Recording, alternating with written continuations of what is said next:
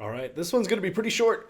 We are just going to go over a couple of the most common protocols, or the major protocols, application layer protocols, that use both TCP and UDP, and maybe go into a little bit of an explanation why that is. So, again, we're talking about communication between applications using those ports. So, as a reminder, UDP is the connectionless protocol. It is unreliable and it doesn't have the flow control. TCP is connection oriented, has that three-way handshake, and it uses sequence numbers to make sure that every piece of every message, application data, gets to its destination.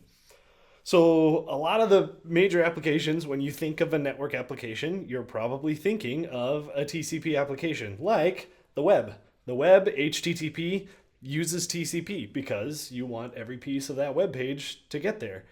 And so that's helpful for TCP. The same goes with email, the same goes for file transfers, downloading movies, downloading files, transferring photos.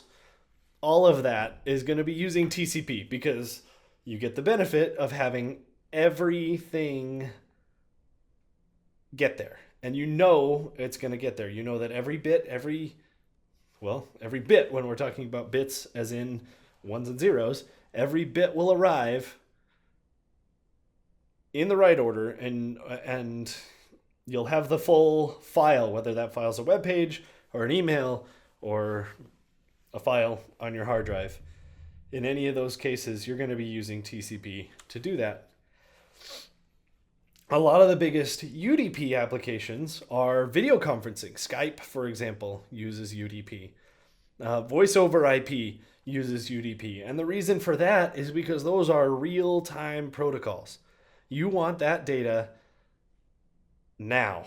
And stopping to wait while TCP stops and retransmits messages is not acceptable in a real-time protocol like video conferencing, VoIP, or even online games. The same thing is true there. If the game froze every time a packet was lost, that's bad. You're much better off making up for that missing packet with the next packet that comes along. And so you use the stream of data, the stream of UDP data that comes across to make up for any missing packets as you go.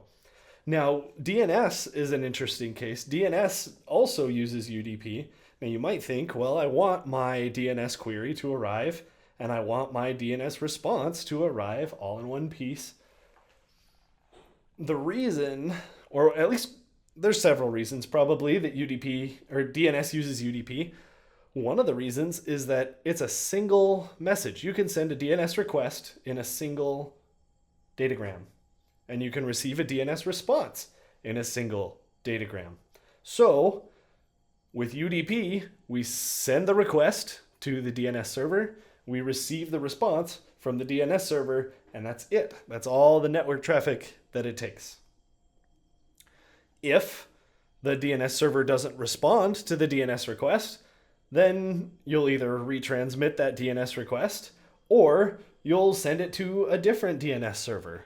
Or if neither DNS server responds, then you're out of luck anyway.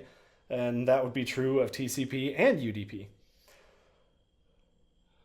An important thing to note with DNS, like I said, you can do it with two packets. If you were to try to do DNS over TCP, you would probably at least triple not only the size of the packets because of the larger overhead that TCP requires, but you would also triple the number of packets or segments that are sent across the network because you would have to do the SYN, the SYN-ACK, the ACK.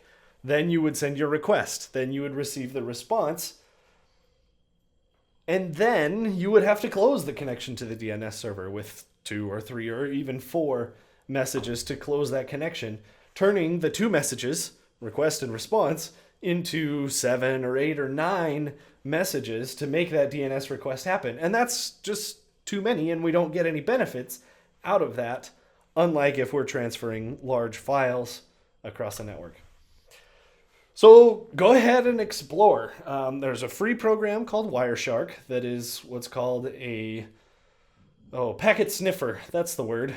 And Wireshark will let you look at the network traffic that happens on your computer. So install Wireshark, start a packet capture, run a network application, run BitTorrent, run only to download legal files, of course.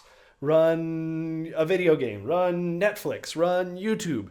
See what protocols these applications are using and look and see what's going on at the transport layer there.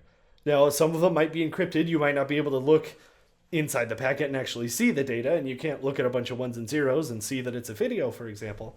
But take a look at whether these are using UDP or TCP. And look, maybe capture packets for 5 minutes while you browse the web and see which protocols are used most often as you use the web or as you use the internet on your computer. And that's it. Those are the major protocols. When we talk about TCP, we're talking very often about file transfers, whether that's emails or web or actual files. And when we talk about UDP, a lot of times we're talking about those real-time applications. And that's all for this. Go ahead and hit up Wireshark and explore.